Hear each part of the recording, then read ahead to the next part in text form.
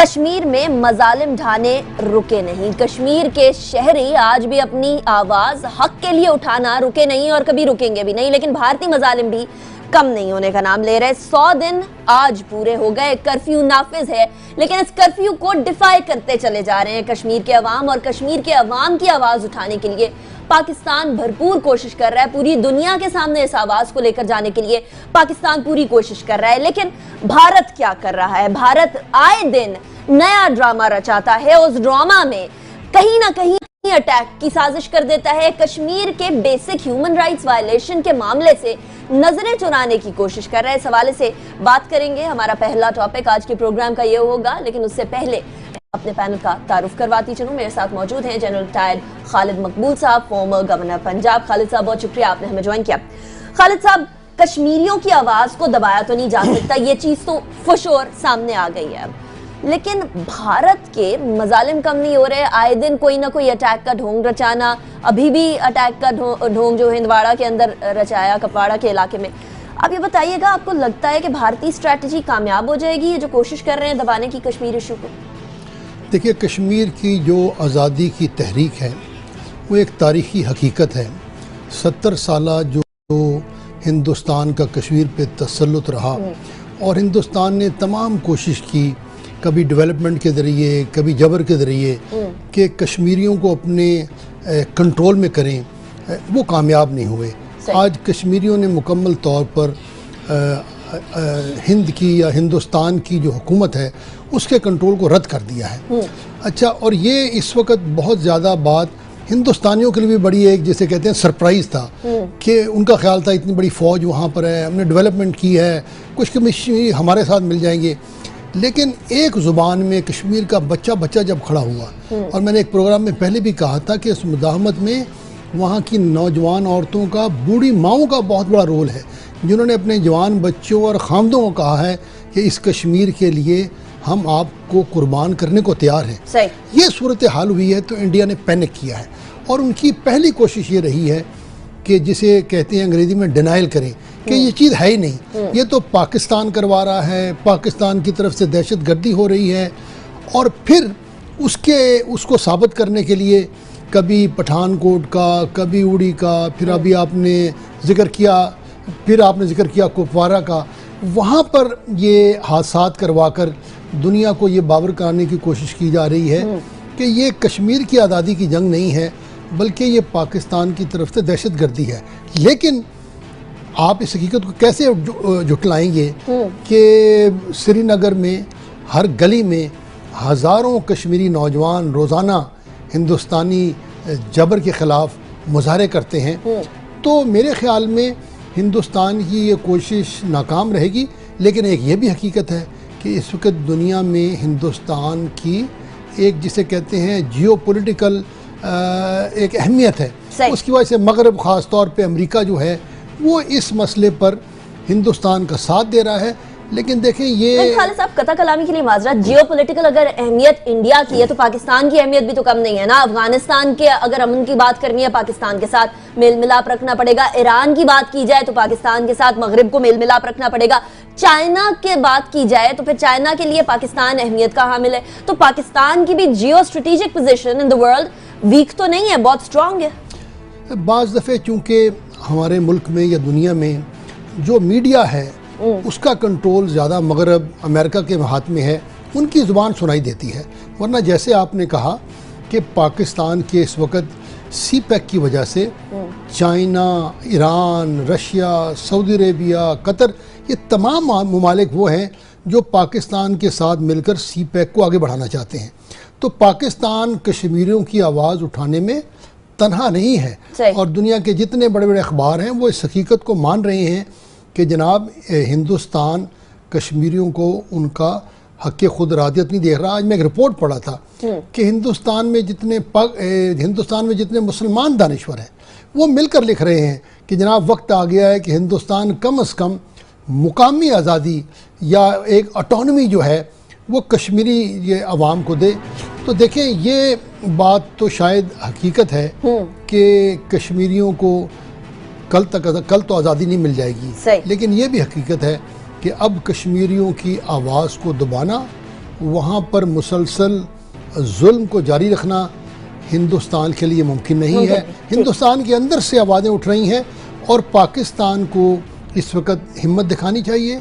हमें दुनिया के हर फोरम पे अपने सफारती ताल्लुकात के ज़रिए अपने मीडिया को बेहतर बनाकर कश्मीरियों की आवाज़ को, कश्मीर के पैगाम को दुनिया तक पहुंचाना चाहिए। जहां डिप्लोमेटिक बात की जाए या डिप्लोमेटिक लोगों को भेजकर बात की जाए, तो खालिद साहब 22 लोगों को भेजना था, जो पार्लियामेंटेरियंस है उनको भेजना था। मुजाहिद हुसैन साहब गए, उन्होंने जाकर डेफिनेटली पाकिस्तान का केस पेश किया, लेकिन बहुत सारे ऐसे लोग हैं जो कि प्रॉपर कम्युनिकेट नहीं कर पाते, जिनको प्रॉपर पर्चियों की जरूरत है, पढ़कर सुनाएंगे तो फिर बात करेंगे। और जब यूरोपियन ममालिक में जाया जाता है तो ऐसे बात नहीं चलती, उनको फीलिंग्स के साथ बताना होता है, उनको रियल सिचुएशन बतानी होती है। जो पाकिस्तान में बात कर रहे होते हैं वहाँ कन्विंसिंग चीज नहीं बन सकती। तो हमारी जो चॉइस थी, हमारी हुकूमत की जो चॉइस थी, आपको लगता है वो दुरुस्त थी? देखिए, हमने अपने हुकूमत के पार्लिमानी लीडर भेजे। इससे बड़ा सवाल ये है कि क्या आज पाकिस्तान की आवाज़ दुनिया के मीडिया पर सुनाई देती है? सही। लेकिन बल्कि हम एक और सवाल पूछ सकते हैं, क्या मुसलमानों की आवाज़ दुनिया के मीडिया पर दिखाई देती है?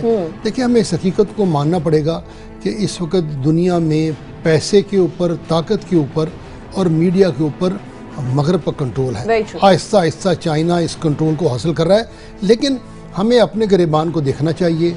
और अगर हम हिंदुस्तान की मज़ाहमत का मुकाबला कर सकें, हमने अपने बॉर्डरों को महफूज रखा, हिंदुस्तान ने अगर कश्मीर के मसले को पसे पुश डालने के लिए पाकिस्तान पर जारियत की, हम उसका मुकाबला करने के लिए तैयार रहे, मुझे यकीन है जो कश्मीरियों का इस वक्त एक हिम्मत है वो कश्मीर के मसले को ख़त्म नहीं होने देगी। और लेकिन इस मरहले में मुश्किलें पेश आएंगी। हिंदुस्तान हर किस्म का हरबा बजाएगा। आपने जिक्र बात की, एक हरबा तो वो है ना खालिद साहब, जो बड़े अरसे से वो कोशिश कर रहे हैं अपने कॉन्स्टिट्यूशन में तब्दीली, आर्टिकल 370 के अंदर तब्दीली करना चाह रहे हैं कि किसी ना किसी तरीके से कश्मीर के अंदर लोगों को भेजा जाए, हिंदुओं को भेजा जाए या वहां के इंडियन नेशनल्स को भेजा जाए। कामयाब अभी तक नहीं हो पाए। कश्मीरी जो इंतफादा है वो अभी तक नहीं रुक पाया। आपको लगता है इंडियंस को अब ये समझ आ जानी चाहिए कि ये चीज़ नहीं रुकने वाली है?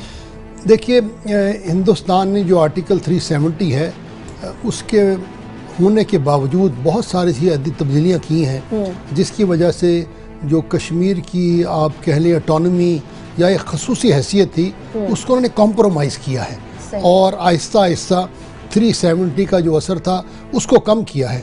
हिंदुस्तान ने का जो उनका जो नज़रिया, जो उनकी स्ट्रेटजी कह लें, आम लोग उसको डोवल डॉक्ट्रिन भी कहते हैं, वो कश्मीरियों को ताकत के ज़रिए दबाना चाहते हैं।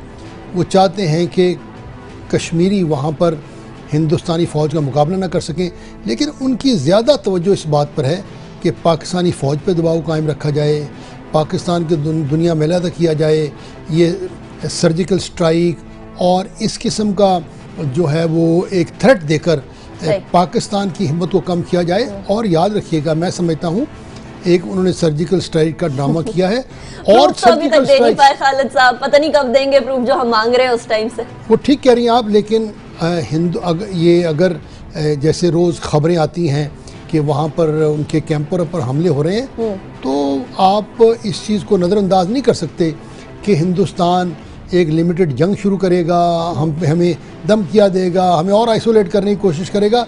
लेकिन दो चीज़ें हैं, एक तो मेरे ख्याल में पाकिस्तान में ये बहुत एक चीज़ क्लैरिटी के साथ है जी कि हम हिंदुस्तान के सामने झुकेंगे नहीं।